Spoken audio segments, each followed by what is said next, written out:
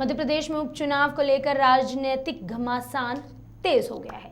राजनीतिक उठापटक के बीच राज्यसभा के परिणाम आने के बाद पूर्व मुख्यमंत्री कमलनाथ के निवास स्थल पर देर रात कांग्रेस विधायकों की बैठक ली गई। साथ ही आने वाले 24 सीटों पर होने वाले विधानसभा चुनाव को लेकर रणनीति भी बनाई गई। बैठक खत्म होने के बाद मीडिया से चर्चा में पूर्व मंत्री और विधायकों ने 24 में से 22 सीट जीतने का दावा भी किया। आइए जानते हैं क्या कहा किस मंत्री किस विधायक ने, इस रिपोर्ट के जरिए। पूर्व मुख्यमंत्री कमलनाथ के निवास स्थान पर बैठक में कांग्रेस के वरिष्ठ नेता और पूर्व मंत्री के साथ सभी विधायक मौजूद थे। बैठक में वरिष्ठ नेताओं के मार्गदर्शन और पूर्व मुख्यमंत्री कमलनाथ के साथ सभी विधायकों ने विधानसभा जीतने के लिए रणनीति तैयार की। साथ ही बैठक खत्म होने के बाद राज्यसभा चुनाव परिणाम सामने आने को लेकर चर्चा की गई। बैठक समाप्त होने के बाद विधायक और पूर्व मंत्रियों ने मीडिया से बातचीत की।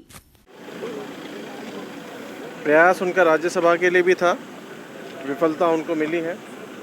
प्रयास हमारा दोनों सीट के लिए था, पर हम एक भी जीत पाए। आने वाला बाई इलेक्शन कांग्रेस के लिए एक संदेश लेके जाएगा हमारा राज्यसभा जीतने के बाद, और हम वापस मध्य प्रदेश में आने वाले समय में सरकार बनाएंगे। सर, जिस तरीके निर्दलीय विधायक बीजेपी की तरफ गए हैं, तो कांग्रेस को इसका आपको नहीं लगता उपचुनाव में? देखिए, निर्दलीय विधायक बीजेपी में गए, उसका क्या कारण रहे, उनकी क्या मंशा है मन में, पर चुनाव के बाद में जब परिस्थिति कांग्रेस के पक्ष में आएगी तो सभी हमारे जो साथी लोग अभी कुछ कारणवश उधर चले गए, वापस कांग्रेस में साथ देंगे। इससे स्पष्ट है कि बीजेपी में कितना रोष है, कितनी नाराज़गी है, और स्पष्ट रूप से वोट के माध्यम से सामने आया है। देखिए, पूरी तैयारी जो है उपचुनाव को लेकर के है, और आदरणीय कमलनाथ जी ने जहां जिस व्यक्ति की उपयोगिता है उस उपयोगिता के अनुसार सब लोगों की को जिम्मेदारी बांटी, सबको काम बांटा है। और मैं समझता हूं ये उपचुनाव में मध्य प्रदेश की जनता, भारतीय जनता पार्टी ने जिस प्रकार से चुनी हुई सरकार को गिराने का काम किया, मध्य प्रदेश के लोग, मध्य प्रदेश की जनता आने वाले चुनाव में उन सभी को सबक सिखाने का काम जो है निश्चित रूप से करने वाले। आज मध्य प्रदेश में राज्यसभा के चुनाव संपन्न हुए हैं, उसमें दिग्विजय सिंह जी की जो कांग्रेस के उम्मीदवार थी विजय हुए। उसके बाद आज जो बैठक बुलाई गई थी 24 उपचुनाव को लेकर बुलाई गई थी, जिसके अंदर 24 उपचुनाव को लेकर विभिन्न प्रभारी बनाए गए, जिसमें कई पूर्व मंत्री हैं, कई वर्तमान विधायक है, कई पूर्व विधायक है, कई जिला अध्यक्ष हैं। अलग अलग जवाबदारी दी गई और सबको यहाँ से आवश्यक उस विधानसभा के बारे में जानकारी दी गई है। बूथों की संख्या से लेके कितने बूथों पे पिछली बार हमारी विजय हुई थी, क्या वहाँ का समीकरण, सारी जानकारी दी गई है।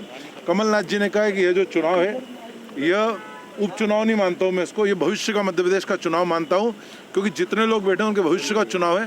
प्रजातंत्र में जो एक गलत परंपरा भाजपा ने खरीद फरोश की चालू करी है, उस परंपरा को खत्म करने का चुनाव है। संदेश देने का चुनाव है कि मध्य प्रदेश में विश्वास के मत का सौदा नहीं होगा, इस प्रकार से प्रजातंत्र के साथ खिलवाड़ नहीं होगा। हमें इस उपचुनाव से संदेश देना है, हमारे वहाँ की सेक्टर को, संगठन को हमको मजबूत करना है, और निश्चित तौर पे हमें 24 में से 24 सीट जीतना है, हर हाल में जीतना है। और हमें भाजपा को बताना है कि जिस प्रकार से लोकतंत्र की उन्होंने हत्या करी है, इसे हमारे राजनीतिक जीवन में हमने कहीं नहीं देखा। जिस प्रकार से मध्य प्रदेश में कुकृत्य भाजपा ने किया है, उसको जवाब देना है। इसलिए चुनाव हम सबके लिए महत्वपूर्ण है। उसको लेकर आज विभिन्न तैयारियों को लेकर, रणनीति को लेकर चर्चा हुई है। कांग्रेस पार्टी की जो मतों की संख्या थी वो जो थी उससे ज्यादा मत मिले। क्या क्रॉस वोटिंग कर गए बीजेपी वाले? आप बताइए क्या हुआ, हमें क्या पता। हमें तो ये चुनाव है, जिनने मतदान किया कांग्रेस पार्टी के प्रत्याशियों के पक्ष में, उन सबको धन्यवाद। उपचुनाव में भी यही होगा, जिम्मेदारी जो होगी। जी हाँ, सब ईमानदारी से अपने संगठन के प्रति काम करेंगे। सभी साथी काम कर रहे हैं और लगातार क्रमवार विधानसभा और असेंबली वाइज मीटिंग्स हुई हैं और विस्तृत मीटिंग्स हुई हैं किस तरह से चुनाव में भाग लेना है।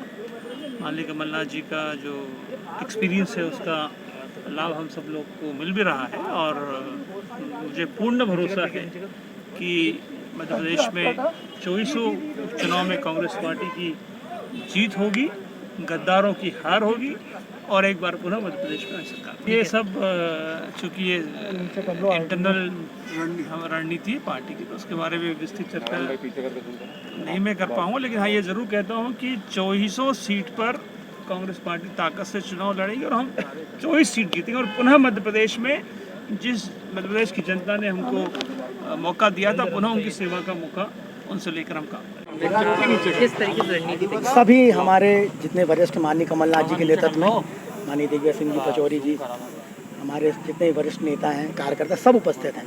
और निश्चित तौर पे ये लड़ाई सच्चाई की लड़ाई है और निश्चित कांग्रेस एकजुटता के साथ जनता के बीच में जाएगी और ये जीत सुनिश्चित करेगी। विधानसभा वार घेरने की रणनीति है कि जो क्योंकि पहले जो कांग्रेस का हिस्सा थे अब वो कांग्रेस के सामने देखिए, कांग्रेस के विरोध में ये खड़े चीज़ तो सामने आ गई है।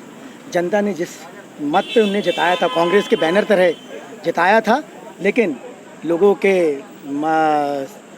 जो उनका चुनाव कांग्रेस से लड़े और बीजेपी के साथ चले गए, निश्चित चेहरा उजागर हो चुका है।